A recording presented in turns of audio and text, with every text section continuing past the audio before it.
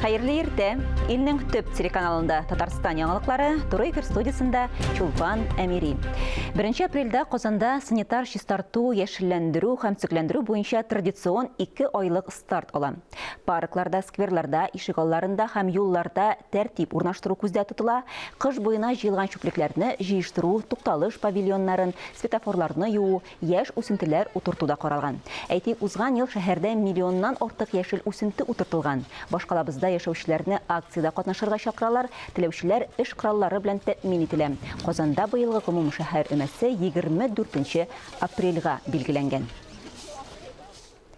21 мартта Халыкара урманнар көне билгеләп үтелә. Бәйрәм алдыннан урманчылык тармагы белгечләре, ветераннар, мәгариф учреждениеларында очрашулар, урманнарны саклау, чистарту, яшь үсентеләр утырту темаларына дәресләр уздыра. Урманчылык музейларына экскурсиялар оештырыла. Кукмара районының Любән урманчылык көлиятендә ачык ишекләр көне уза. Укучыларны кабул итү шартлары, урманчы һөнәре үзенчәлекләре белән таныштырачаклар. Апрель аенда Татарстанда яшь үсентеләрне утырту сезоны башлана. 2006 елғы урман законында питомниклар, утырту кәлшәләре үстерү каралмаган иде. Шулай булса дагы Татарстанда без үзебезнең барлык питомникларыбызны саклап калдык. Шуның өстенә әле тагын ябык тамырлы кәлшәләр үстерә торган урман селекция үзәге барлыкка килде. Саба районында безнең үзәгебез жылга 12 миллион кәлшә үстереп бирә. Шуның өстенә тагын 2 төрле яңалыгы бар аның. Бу үзәктә без шулай ук декоратив, яшелләндерү өчен агачлар үстерәбез. Яңа кәлшәләр үстерү лабораториябыз бар. Язгы чәчүгә керешергә дә күп калмады. Нурлат районының Сөлейманов крестьян фермер хуҗалыгында авыл хуҗалыгы техникасын 1 апрельгә әзерләп бетерергә ниятлиләр. Механизаторлар иң җаваплы чорда ватылуларны булдырмас өчен һәр двигательне чәчү комплексын, чәчкечләрне тикшерәләр. Кыска вакыт эчендә сыйфатлы итеп язгы чәчүгә әзерләнергә кирәк. Сөлейманов фермер хуҗалыгы механизаторларының әле моңа кадәр сынатканнары юк. Чәчү башланганчы 50-дән артык тәгәрмәчле трактор, чәчкечләр, культиваторларны тәртипкә китерәчәкләр.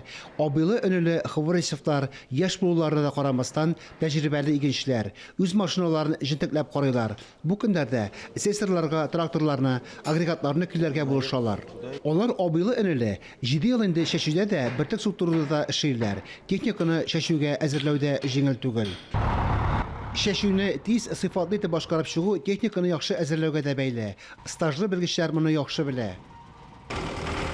Запчастлар вакытында кайтарылды, дефектовка буенча бигенге секендә хәзерлибез техника белән бер рәттән язгы чәчүдә җиргә орлык белән бергә кертер өчен удобрение, минераль ашламалар 1 гектарга 124-125 килограмм артык безнең булачак действующий вещество удобрение ала барсы да бар.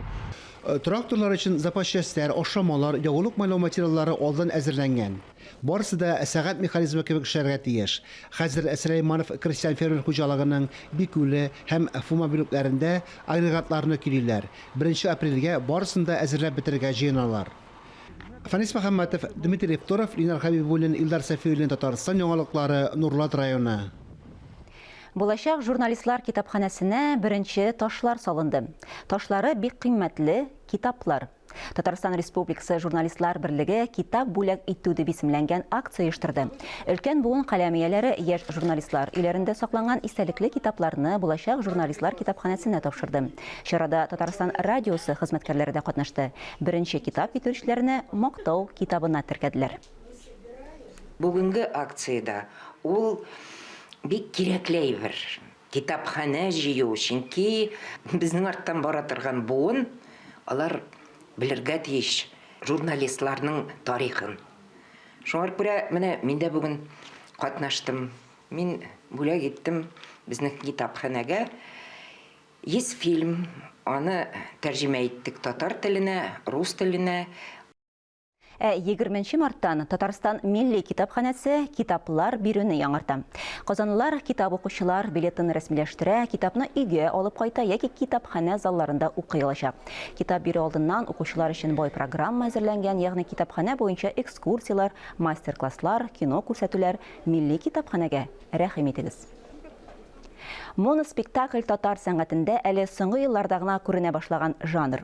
Ул зал тулы тамашачы алдында бары бер актер уйнавы белән үзенчәлекле. Әлеге катлаулы жанрга җырчы һәм алып баручы Данир Сабиров та мөкиббән. Бу хакта ул журналистларга матбугат очрашуында җиткерде. Әмма театрдан аермалы буларак 2 юбилей дип исемләнгән моноспектакльдә ул бер үзе генә катнашмый. Аңа Татарстан һәм Башкортстан республикаларының күренекле җырчылары да ярдәм итә. Ә ничек ярдәм иткәннәрен тамашага килгәч күрерсез дип белдерде Данир Сабиров. Түбән Каманың Үзәк мәчетендә намаз уку курслары башланып китте. Укыту программасы шәһәр мөхтәсибәте төзегән, тәҗрибәле мөгаллимнәр 5 дәрес эчендә намаз укырга өйрәтәләр. Дәресләрнең берсендә хәбәрчебез дә булып кайтты.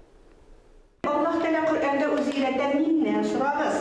Мин генә туры юлның хуҗасы. Мөгаллимәнең һәр сүздән парт артында утыручылар түкми чәчми тыңлый. Түбән Камалар Үзәк мәчеткә күңел кушулары буенча килә. Теләкләре намаз укырга өйрәнү. Мәчеттә ишегенә кергәндә җылап кердем. Аллаһ Тәгалә аңлы сөйсеннәр.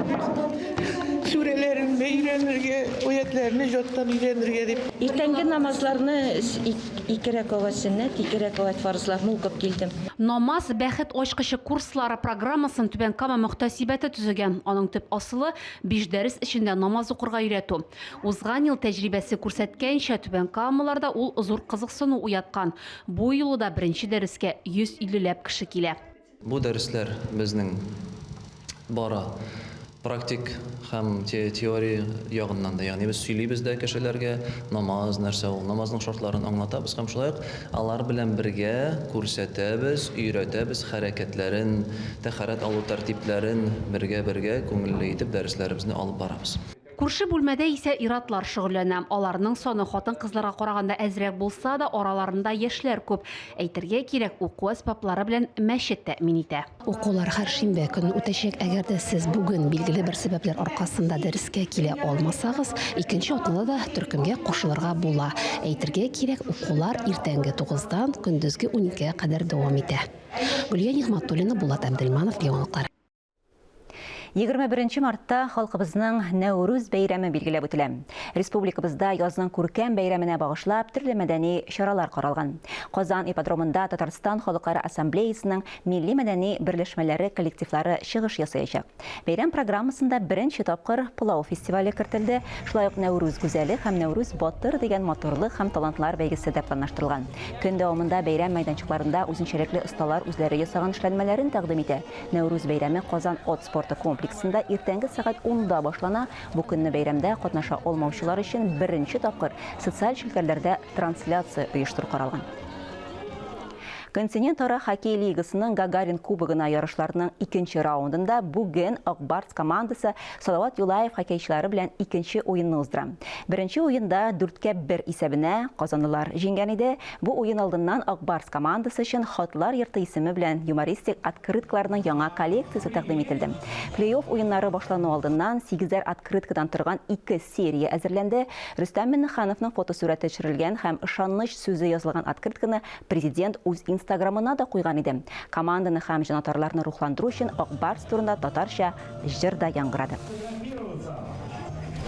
Әлеге сәгатькә шундый яңалыклар иде. Мин Чулпан Әмири бүгенгә сезнең белән саубуллашам. Сау-сәламәт булыгыз. Үзегезне һәм якыннарыгызны саклагыз.